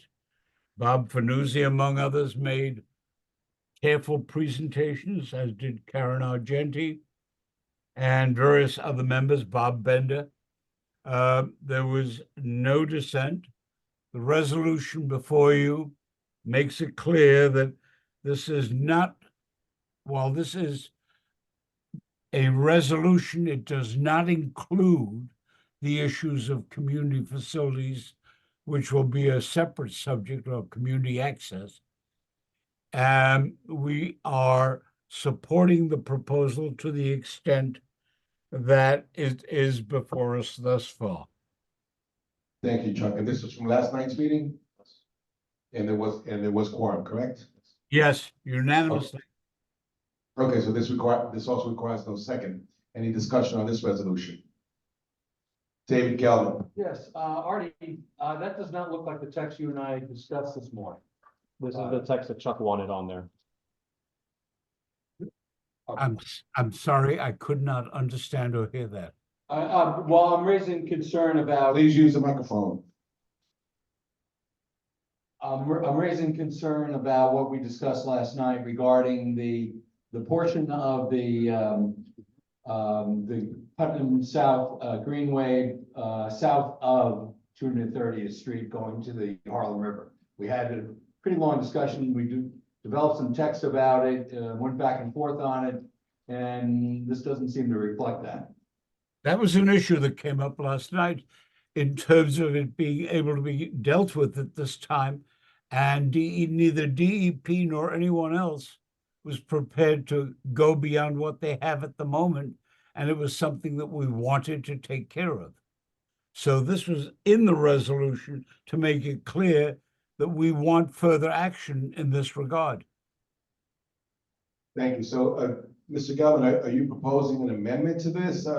Yeah, at the very least to say, result in public access and recreational usage along this route below 230th Street, because the current application already talks about public access and recreational usage along the route. Thank you. Give me 1 second because I have to ask the proponent of the motion. I think it's Mr. Berger, there's a proposed amendment. Is that a friendly amendment? Are you accepting that or do we vote on it? I don't think we have any chance of getting anything else at this time. And that by supporting this and working with DEP, we have a chance of moving forward. Bob Bender and others are and have been on top of it. As you will see, this board has adopted resolution after resolution on Greenway and daylighting over a period of several years. And we're going to continue to push it. Now, Wait, the question was, is it being accepted as a friendly amendment? And I do glean from that, the answer is no. Is that correct, Mr. Berger? Sergio, make sure he heard it, because even though it was only a few words, it's very possible Chuck didn't hear. Chuck, are you able to hear us? I really cannot hear what is said. I apologize. That is my fault that I'm not there. Unfortunately, I have a nasty bug, which I don't want to give anybody else. No, and thank you for that. David Gelman is offering an amendment, and as As chair, I'm seeing this is a friendly amendment, it's being accepted, or if we have to vote on it, Mr. Gelman will repeat it, please. Into the microphone very clearly. I would have preferred if he had offered it last night, so it could have been debated and considered. I But- did, I gave it to. Okay, but please, let's let, Mr. Gelman has the floor, so he can make the proposition and we can hear it. So in the fourth paragraph, I'm just asking that, the sentence, change, efforts among agencies that will result in public access and recreational usage along this route, including south of 230th Street to the Harlem River. I have no objection. Thank you. We will deem that a friendly amendment. So the motion will now be considered as amended. Any other discussion points on the motion? Yes, Laura. I strongly support this. We have worked on this board for many, many years. Please, yeah, please use the, I'm sorry. I'm sorry. I strongly support this. We have worked for many, many years to bring it to this juncture, to this point. And this is a very critical ULURP, and I hope that everyone will accept it. Thank and you. go for it. Thank you. Any further discussion on this resolution? All right, seeing none, we'll close discussion and call the question. Any abstentions? One abstention, Rosemary Ginty. Anyone in opposition? Seeing no opposition? Wait. All right, seeing no opposition, the resolution carries. Thank you. Thank you, Chuck. Are there any others? You have one more resolution. Now, this one, I have talked to you about it from several standpoints. The board has been receiving a significant number of complaints. Originally, they were not at all coordinated, but what they covered was an area surrounding two named properties in the first paragraph, where there has been a great deal of chipping away at very, very large boulders and rocks in order to develop the site. They've been doing that now for a year. It's noisy. I went to the site earlier this week. The dust has accumulated. It's clearly not being cleared off in the normal construction fashion. I heard some of the noise, but I wasn't there long enough to get terribly surprised by it. But this has been going on now 8 hours a day for close to a year.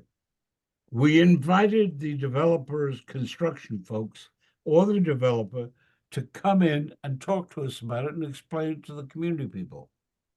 They decided not to attend. As the meeting went on, it became very clear that there were two levels of problem. One, what is going on now in terms of what they're doing? And the second level is one possible reason for it.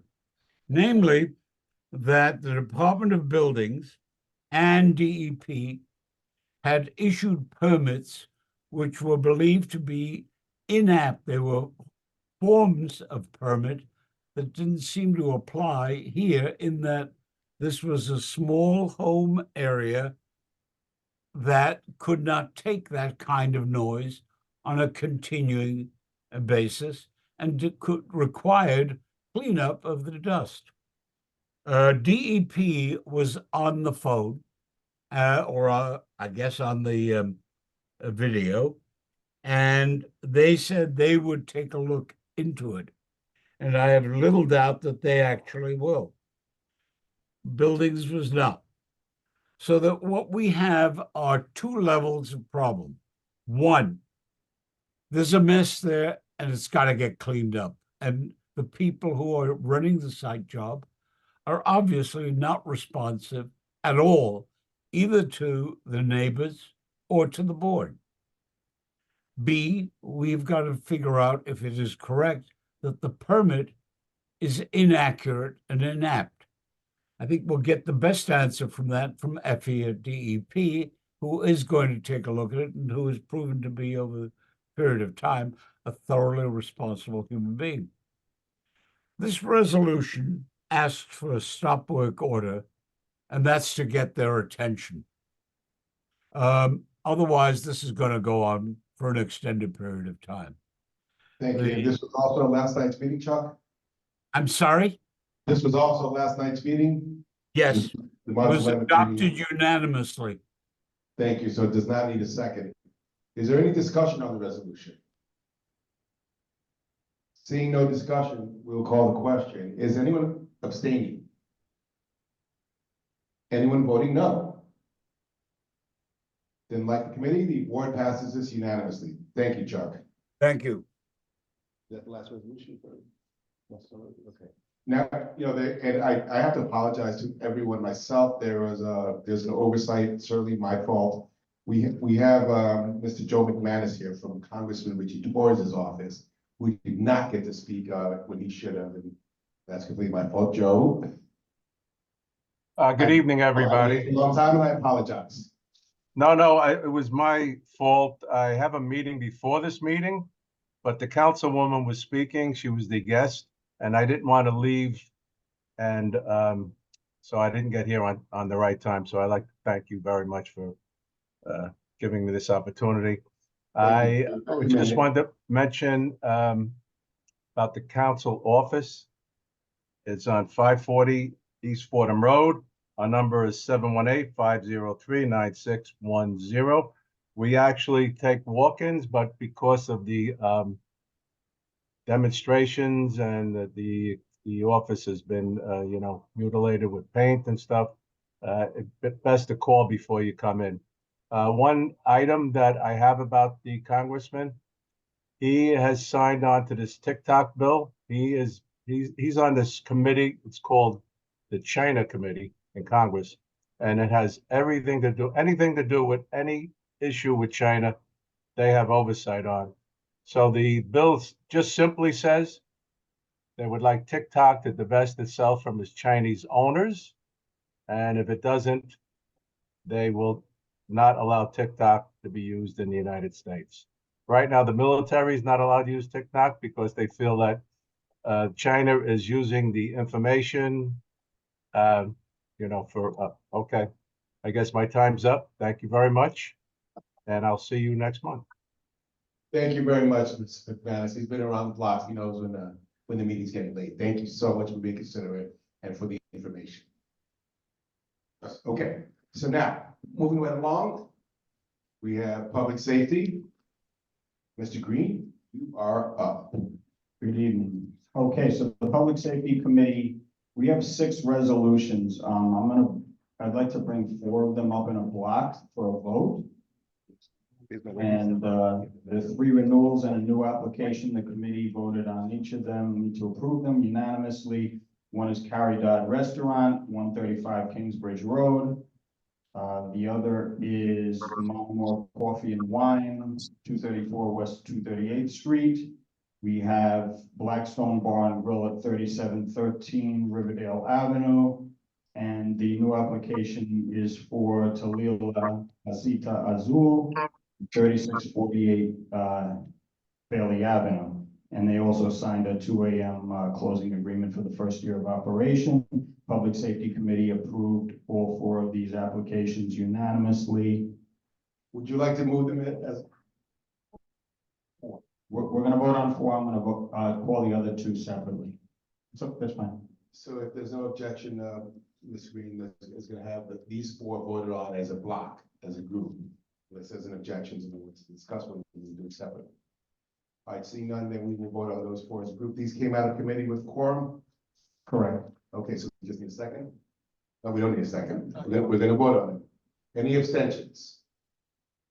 Forgive me. Any discussion on these 4? Okay, now we'll call the question. Any abstentions? Anyone voting no? All right, these 4 carry unanimously. Thank you, Ed. Okay, next up, we also have a renewal application for Tin Marine Lounge, located at 3708 Riverdale Avenue.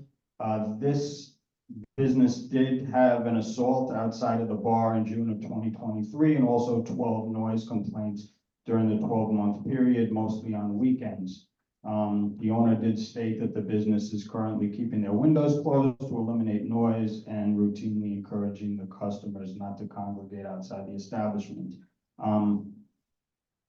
We've had businesses that have had 12 complaints in one night, so it wasn't too alarming. The owner came in and we did approve this unanimously. I wanted to just vote on it separately in case anybody had any feelings about that, but we didn't feel it was anything too severe. Neither did the 50th precinct. The 50th precinct was fine.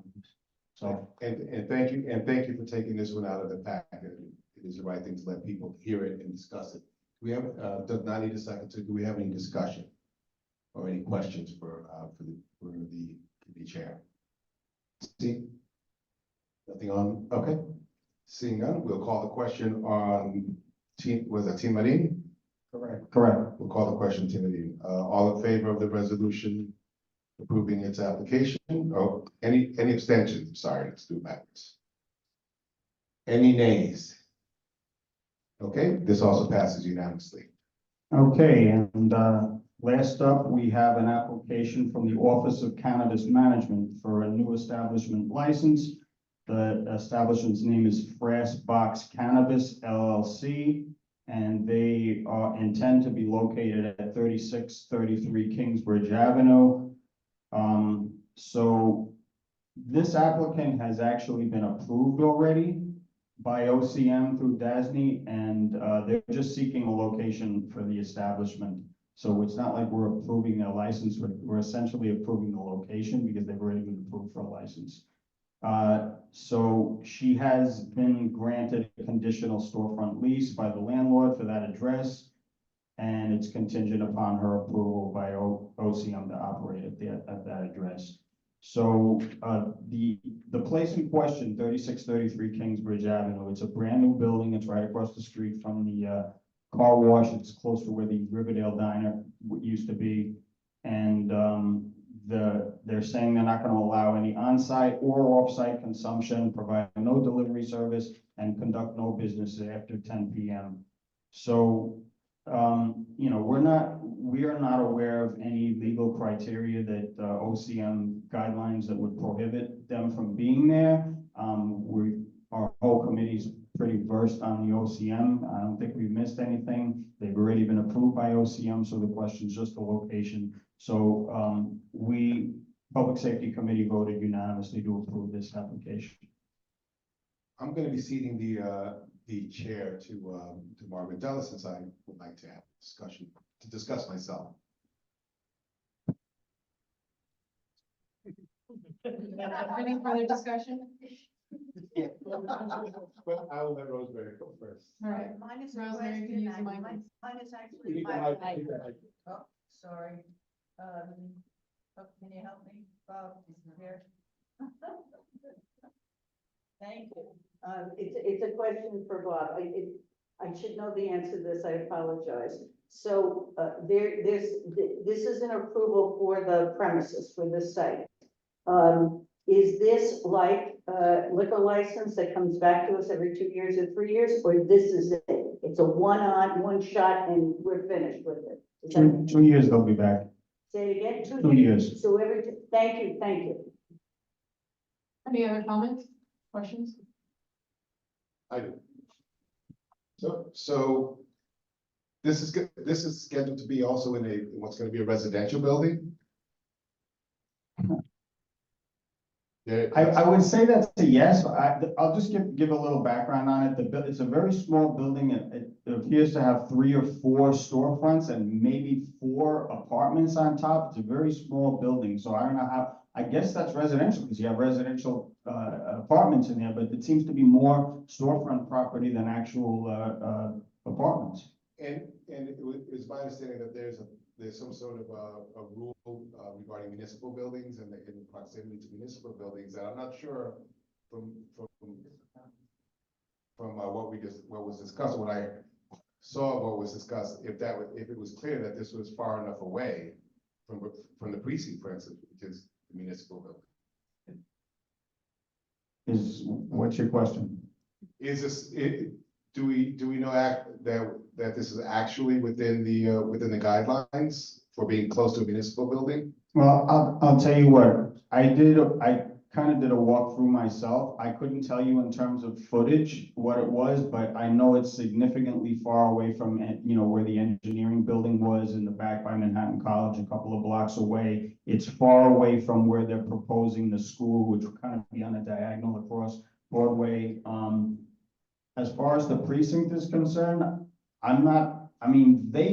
they didn't raise any objections about it. I don't know, it might be close to that 1,000 feet, but I couldn't tell you 100% for sure. And if it was, that would be something that OCM would have to step in and say, no, you can't operate here because I wouldn't say that's the community board's role. If we can scope that out in advance, yes, that's a good thing to bring up, but OCM ultimately makes that decision as far as how far they need to be away from a municipality or a municipal building. All right, I'm gonna vote against this, and I don't think it's a good plan to have this in a residential building, no matter how many apartments are there. So I'm personally very concerned. I'm concerned about some of the other issues. If we do pass it, then it should have some qualifiers, as long as all other legal conditions are met. We approve it, but the concept of it being in a place where people live, to me, is very problematic. These places, have to have supply in there. These places have to have cash because they're not allowed in the regular banking system for the most part. So this is a largely cash industry that happens, and it's ripe for bad things happening. And I know no one lives there now, so there's no, we don't have a group of tenants here before us, but we do have to consider who our neighbors are gonna be who do live there. So that's fine. Thank you very much. Bob?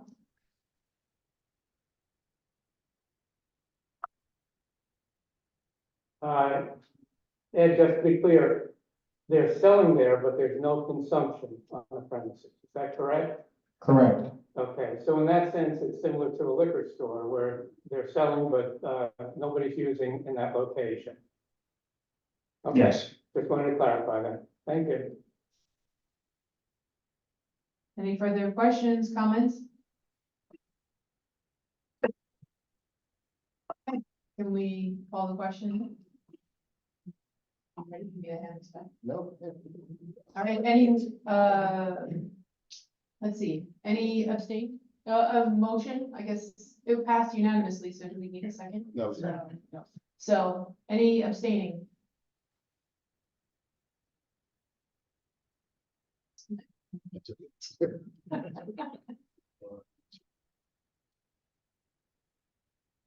Four. Yep. Right. Rashida. And Nick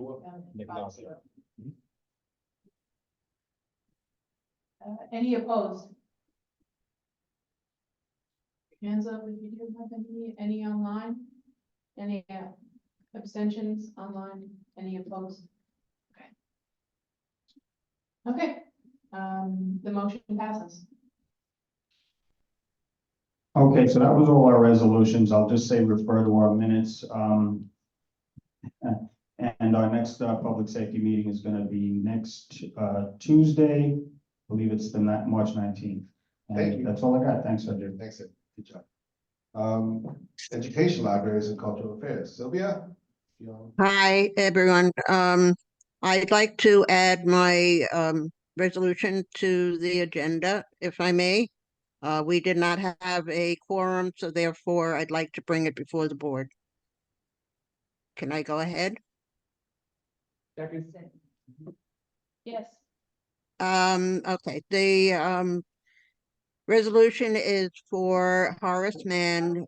They would like to, what? We have to cast a vote to add it to the agenda. I'm sorry, Inspector. Something else we do have to wrap up within 20 minutes. All right, so who moved to add it to the agenda? Second. All right, so Bungat and Marty Wolfoff. Any abstentions on the issue? Any nays? Okay, so it's added to the agenda. Please continue, Sylvia. Okay, so a representative from Horace Mann was at my meeting on February 27th.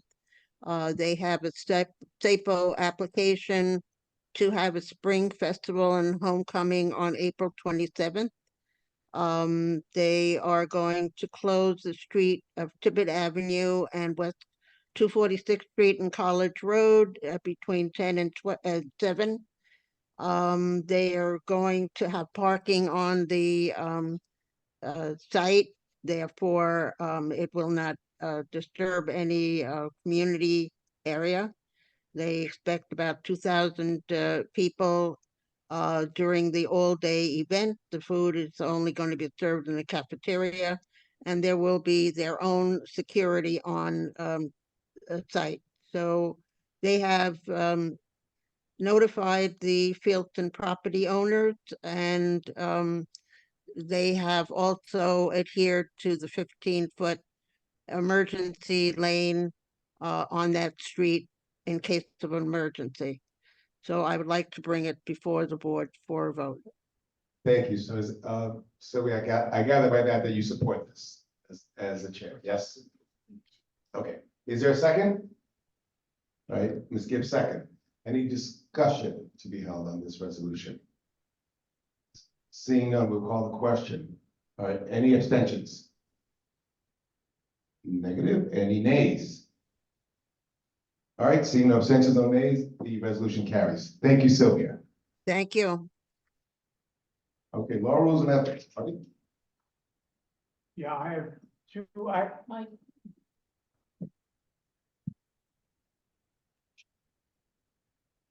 I have two items to raise. The first one is this resolution, which I'm not going to read to you. I'm just going to tell you what it's about. Or as the last comment in our minutes is that Laura said tempest in a teapot. I mean, making an issue out of this, but it's important. Some 10 years ago, when we became aware that the open meetings law impacted everything, the procedures of the nominating committee needed to be changed, revised, calendars had to be set up. And so we set it up 10 years ago. Apparently, Laura, in her position as chair of the board, when she was left alone because we had no staff, realized how onerous this became on the office.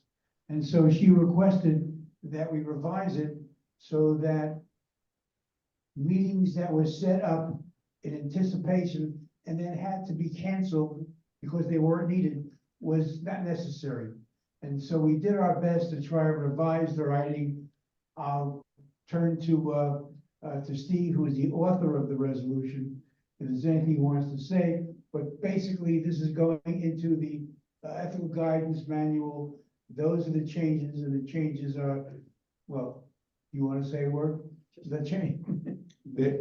This is coming from the floor, right? No, this was approved in LRE. Okay, I didn't see.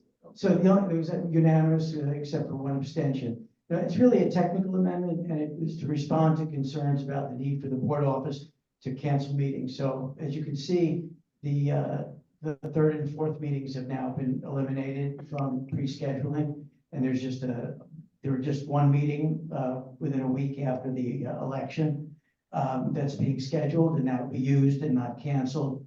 And there's just an additional sentence that recognizes that, notwithstanding that the open meetings law requires 10 days notice, in special circumstances, it can be 72 hours. And it just notes that sort of for the guidance of future nominating committees and board office staff. So. Thank you, Steve. Any further discussion on the resolution? Yes, Laura. Yes, whoops. Hi, I applaud Steve because he has improved it from the past. But I still believe that this does not solve, that this is a solution in search of a problem, and that all our committees operate under open meetings law. We manage, I don't agree with having to set up any meetings except the meeting in April, the night of, in advance. Because without a committee having been formed, you don't know the schedules. So inevitably, you're still going to end up with cancellation and new meetings, in my view. And that, when the office has to cancel, it's social media, it's distribution, it's the calendar, it's, the website, it's just not necessary. None of this is necessary. And it started in 2020, and I believe it should be sunset at this juncture. And that, the nominating committee can meet its goals without any of this fanfare, form the committee, have communication with the office. They only meet 3 or 4 times, really, and that the goals can be met without this procedure.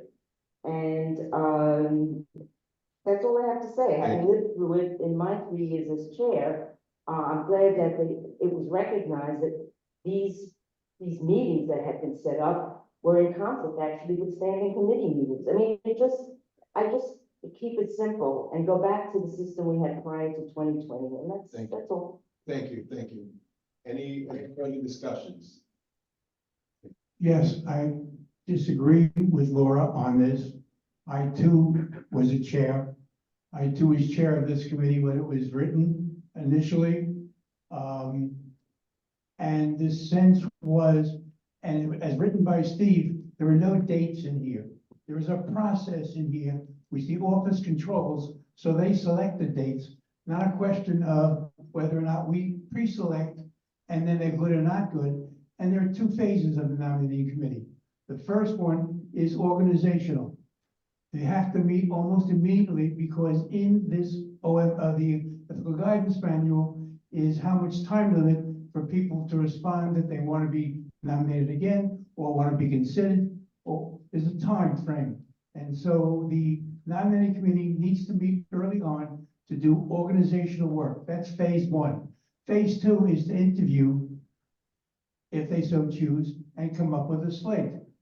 That's totally in the hands of the nominating committee. So it's not a question of 2 meetings or 1 meeting, maybe 10 meetings, but only the ones that start up with is set up so that there's a process. And this does not define dates, it defines process. Thank you. Okay, any further discussion on this? Moving this meeting along. Yes, Very short. please be, thank you. Very short. Thank you. This was originally passed when I was chair. I was opposed to it in the beginning. It didn't matter. The board outvoted any comment I had. I'm glad that Laura is making that statement. We should go back to the way it was. Thank you. Okay, any further discussion? Seeing none, we will call the question on the resolution. And are there any abstentions? Are there any no votes to the passage of this?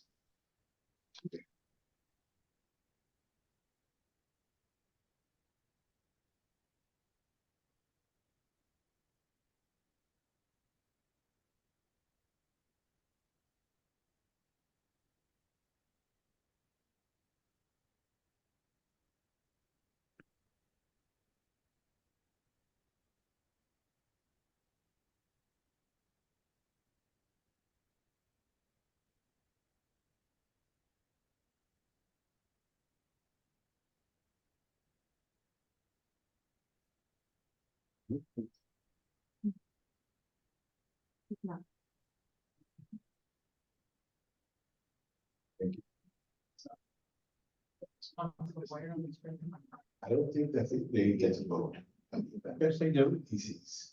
If you're EC, you vote. Yeah, you Okay, vote. so who do we have? Who's a member? Sylvia and Chuck And Julie. and Julie. Chuck, what was your vote? I'm going to abstain. Thank you, Sylvia. What was your vote? I'm abstaining. Thank you. Ms. Reyes, what's your vote? I'm voting with the committee. So you're voting yay. Yes. Thank you. And we have to be out soon, Sergio. I don't want you to talk to me. Count yay votes? What's that? Count yay votes. We haven't got to yay votes yet. We're still doing this. This takes a second. I'm sorry. Process.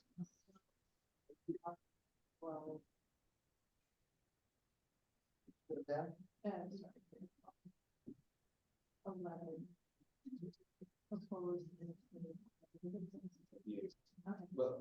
We'll get the yays, so is that everybody, I mean. All voting in favor? Yays. Okay. This was 5 meetings pre-scheduled. What are the numbers? 10, 11, 12, 13, 14.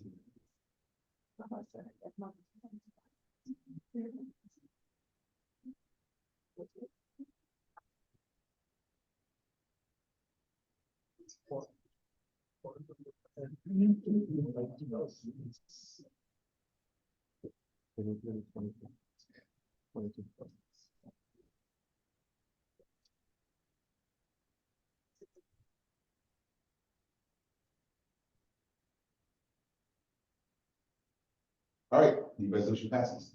Thank you. ENS? My second item, You have another resolution? no, second item, We're gonna have to take back in favor of the resolution. We'll try and get back to you. I'm so sorry. Getting corrections from above. I ENS. just want to say what it is, and then Okay.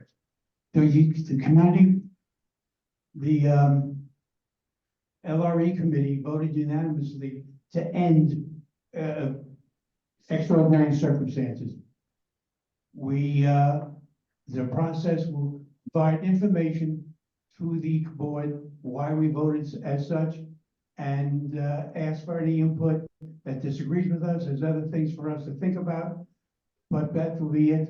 And just know that the current law expires July 1st, and we don't know if there'll be an extension of it. Thank you. ENS, we have a resolution? Yes, we have a resolution related to previous one we already passed for land use related to Tibbetts Brook daylighting, but basically asking the MTA not to store trash along the small segment where now we're going to bury the pipe for the last stretch, which at the moment, because MTA owns it and not CSX, they're not going to just give it up as park. So it'll just be a pipe, but we'd rather it not be a pipe with trash on top of it that's right next to Marble Hill houses. So the resolution is simply to urge MTA to stop doing that and to hold public hearings and review alternate locations for garbage transfer that isn't just right at the bottom of our community. Thank you. And this came out of a committee vote with quorum? Yes, back Thank in you. January. All right, so any discussions? Okay, so no discussion. We will call the question. Any abstentions? Any nay votes? All right, the resolution passes unanimously. Now, in terms of committee reports, I know we will refer everyone to our minutes, which everyone scrupulously submits, but any committees that have anything burning that they need to announce, because we're going to get through to the approval of our board minutes. Yes, I think it's important that, since we are in the vortex of 3 budget years, I think it's important that I explain again where we are. We are ending fiscal year 2024 on June 30th. The mayor's office sent the agency responses to our request for fiscal year 2025, beginning July 1st. The borough president responded with comments for each of the community districts, in which, and she did that last week, we added a few comments to it. But in her statement, she made it abundantly clear that she only wants 10 capital budget priorities and 5 expense budget priorities going forward. So, referring to the process where we are right now about fiscal year 2026, each of the committees should have met and created a preliminary list of all of their budget requests. In this month, and that last month, in this month, each of the committees should be reviewing and prioritizing those lists. And then in next month in April, each of the committees should be finalizing those lists and forwarding to me and to the office by April 19th. The 10 capital priorities And 5, expense priorities. Thank We you. will discuss later Yes. what to do with others. The office will be sending out reminders, I'm sure. Okay, you all received copies of the executive, committee meetings. Those are for your review. You may discuss them with our chair and the office staff as you see fit. Moving on to number 17, the approval of board minutes. We haven't approved them in a while.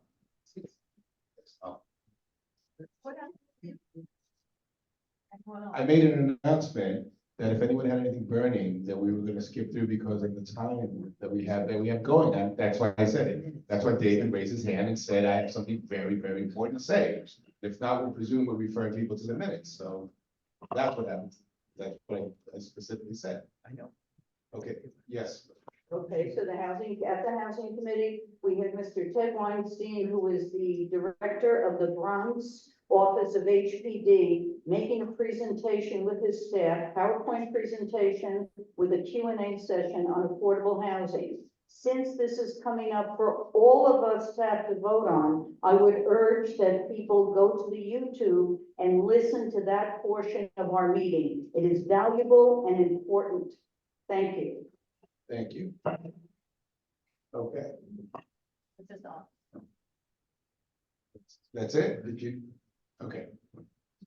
Approval of the board, meeting minutes.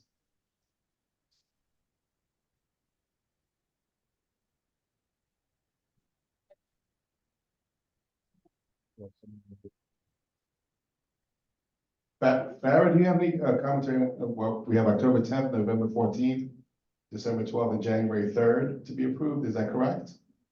Correct. We sent everything for November, December, January, and February to the full board to review, to hopefully vote on tonight.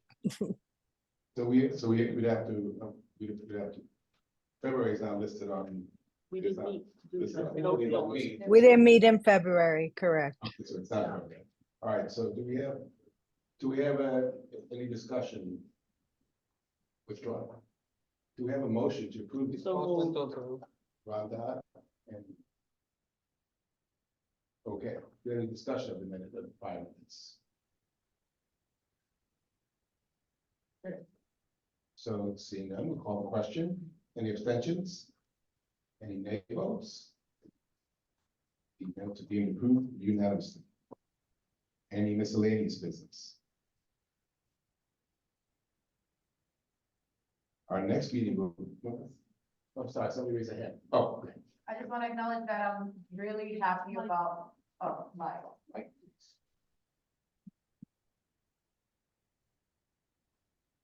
I just want to acknowledge that this is the best meeting I've ever attended, and thank you for, just everybody listening to each other, waiting for their turn and respecting the chair. Thank you. Thank you for that. All right. Our next meeting is April 9th. And with that, I'll accept the motion to adjourn. Mary got it, and that's passed unanimously. Okay. Now we'll have karaoke.